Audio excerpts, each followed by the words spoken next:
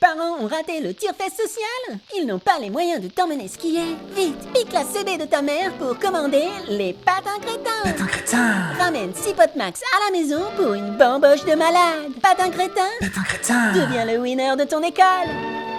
Agréé pour vos mamans par le maréchal Patin. Veni, vidi, covici. J'ai constaté des actes de sauvagerie. Nous devons tenir. Il faut un Guantanamo à la française, chacun à notre place. La bamboche, c'est terminé. Si vous voulez pas l'entendre, sortez d'ici. Vous êtes bien dans les années 20. Les saltimbanques poussent des cris d'orfraie. Les cinémas et autres salles de spectacle resteront fermés pour les fêtes de fin d'année. Non, nous ne nous laisserons pas abattre. La sidération, l'accablement, c'était pour hier. Aujourd'hui, c'est la colère et la révolte. Ces mécréants feignent d'ignorer qu'il circule dans ces lieux un virus bien plus dangereux que le Covid. À bas bruit, la culture fait son œuvre. Pas assez de distraction et trop de subventions. Pas assez de coercition et trop de subversion. Heureusement que les vrais artistes savent faire taire leur ego pour mieux exalter l'ordre et la morale. Les tigres vont disparaître, quoi qu'il se passe. Les salles de cinéma sont vouées à disparaître quoi qu'il se passe, et là c'est un accélérateur. Et oui, même les pélochards en quête de publicité finiront par disparaître. La résignation, c'est le début de la raison. Vous voudrez parler de guerre, eh bien aussi il y a des actes de résistance et des maquis qui sont à prendre. Gérard. Chevauchons les tigres et les artistes avant de les achever et regardons-les périr sur nos télécrans. Nous vivons des heures sombres.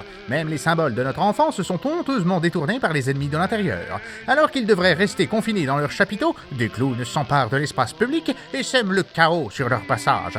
Non contents d'afficher leur terrifiant maquillage dans les manifestations, ils traînent leur rire sardonique jusque dans les supermarchés pour détourner le peuple de la très sainte consommation. C'est juste des futurs consommateurs. Pourquoi on s'en mettrait pour des enfants? Nous ne nous laisserons pas intimider et nos impassibles agents effaceront bien vite ces rictus enjoués pour rétablir l'ordre républicain. Le virus ne passera pas. Climat de confiance. Toujours plus proche des Français, notre plébéien président adopte la positive attitude. Touché par cette démarche, 150 cas contacts ont d'ores et déjà été isolés afin de ne pas contaminer tout le pays. Ça ne peut pas être l'arbre qui cache la forêt. Il faudrait pas que ça éclipse totalement le fond. Maintenant qu'Emmanuel Macron a enrayé le changement climatique, il peut se consacrer à la protection des baleines. Non, ces baleines. Honteusement instrumentalisées par les manifestants les plus violents. Au bout de 5 minutes, on se fait attraper, puis bien sûr les insultes qui vont avec. Certains prétextent un usage pacifique du parapluie, mais fort heureusement, le préfet l'allemand n'est pas né de la dernière pluie. Petit con de la dernière averse. Et saura remercier comme il se doit ceux qui le méritent. C'est pour ça que nous espérons et nous nous mobilisons pour que vous soyez bientôt remerciés d'une toute autre manière. Mais surtout, n'oubliez pas, restez des cons, restez des confis, restez déconfinés. La patrie a besoin de vous. Vous vous préoccupez du sort des plus fragiles. Vous ne cessez de pester contre le dévoiement de nos valeurs. Redorez le blason du gouvernement en signalant les prodiges de la République. Un acte solidaire et désintéressé, c'est l'assurance d'une durable notoriété.